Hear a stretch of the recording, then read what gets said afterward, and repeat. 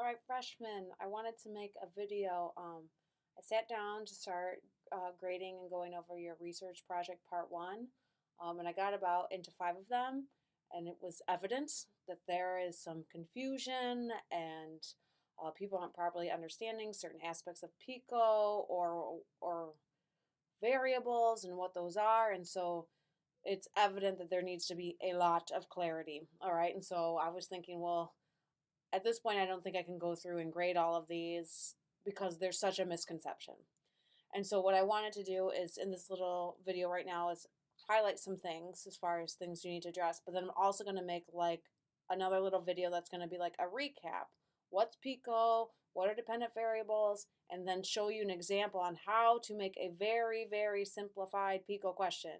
You guys are writing way too much information. So the first thing that video is going to show you do is how less is more. You don't need to write about a patient for 3 sentences. What is a problem? Ankle sprains. What's a problem? Pain. That's it. Keep it very simple, and I'll provide that an example.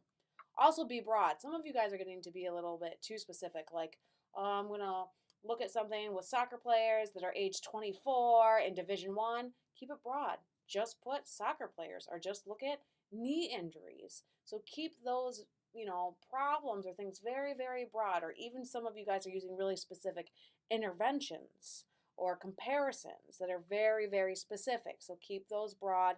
And again, I'll demonstrate that in my example in that video.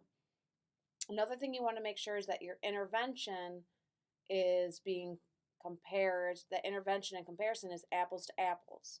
Remember that day in class? We have to compare an apple to an apple. We compare an apple to an orange, they're not even in the same ballpark, right? We can't do that. We can't compare an ankle taping to ultrasound. They do completely 2 different things, right? And that leads into the next point. You need to make sure that your intervention matches your outcome. So say, for example, you're going to do E-stim. Do you know the purpose of E-stim? If you don't, you should probably select another intervention. Okay, that's the first thing. So sometimes you guys are selecting interventions and then saying, well, I'm going to look at E-stim, or the intervention's going to be E-stim, and then I'm going to look at range of motion.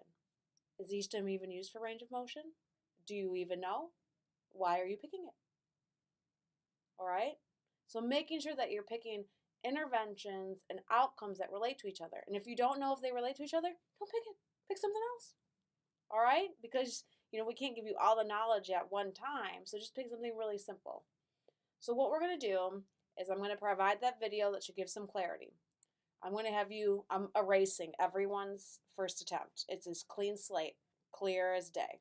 I only got through 5, so even if you did this assignment beautifully, but you were loaded assignment 18, my apologies, but we're clearing out everything, all right? So I'm going to have you do a resubmission. That's going to be really, really simple. You're only going to do 2 PICO questions. You're going to do it on anything you want. I don't even care if it's related to a domain in athletic training.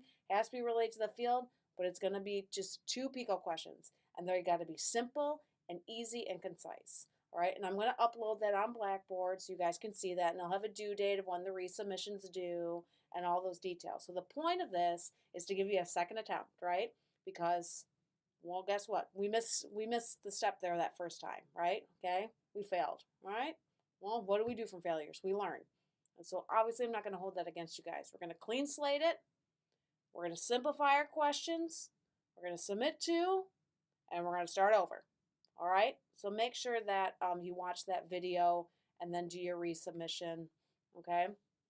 And obviously if you have any questions, I can answer them in class, or, we can schedule a meeting or anything like that. I believe in you guys. I know you can do it. My brain just hurt really a lot, and I was just thinking, how can we fix this? And I think resubmitting and making things easy is going to be our best bet, so we're going to move with that. All right? Good luck. I know you can do it.